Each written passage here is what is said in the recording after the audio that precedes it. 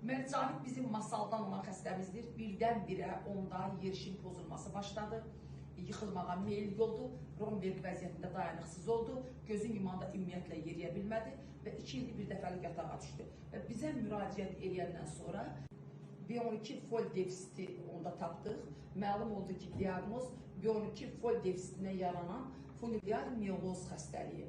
Yəni bu xəstəlik nevroloji xəstəliklər qrupuna aiddir. B12 və fol defisitindən yaranan sensitiv ataksiya və yüngül koordinativ pozulmalarla müşahidə olunur. Əsasən ataksiya hərəkətlərin koordinasiyasının pozulmasıdır. Deməli, gözlərini yumanda tarazlığı daha çox itirir.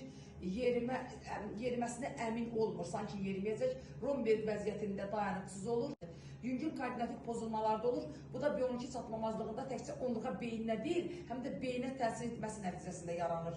Deməli, unutqanlıq olur, diqqət dağınıqlığı olur, yavaş düşünmə olur, əhvalda dəyişkənlik olur. Demensiya deyil bu xəstəlik. Koordinativ funksiyanın azalmasıdır və əksər hallarda geri dönən prosesdir. İzləyicilər, bugün müalicəmizin 4-cü günüdür. Biz Caviddə olan bir əlləşləri sizə göstərdik. Birinci əlini sıx, bu əlini sıx, əllərlə hərəkət elə. Əllərlə hərəkət elə. Yavaş-yavaş duraq. Yavaş-yavaş, çox yavaş-yavaş duraq. Və yavaş-yavaş eləyək. Çox yavaş-yavaş. Çox yavaş-yavaş. Görürsünüz? Mərcavit bizim masaldan olan xəstəmizdir. Birdən-birə onda yerişin pozulması başladı. Yıxılmağa meyil oldu. Romberg vəziyyətində dayanıqsız oldu. Gözün yumanda ümumiyyətlə yeriyə bilmədi və 2 ildir bir dəfəlik yatağa düşdü. Və bizə müraciət edəndən sonra B12 fol defisiti onda tapdıq. Məlum oldu ki, diaqnoz B12 fol defisitindən yaranan familial mioz xəstəliyi. Yəni bu xəstəlik nevroloji xəstəliklər qrupuna aiddir. B12 və fol defisitindən yaranan sensitiv ataksiya və yüngül koordinativ pozulmalarla müşahidə olunur. Əsasən ataksiya hərəkətlərin koordinasiyasının pozulmasıdır. Deməli, gözlərini yumanda tarazlığı daha çox itirir. Yeriməsinə əmin olmur, sanki yeriməyəcək. Romberg vəziyyətində dayanıqsız olur.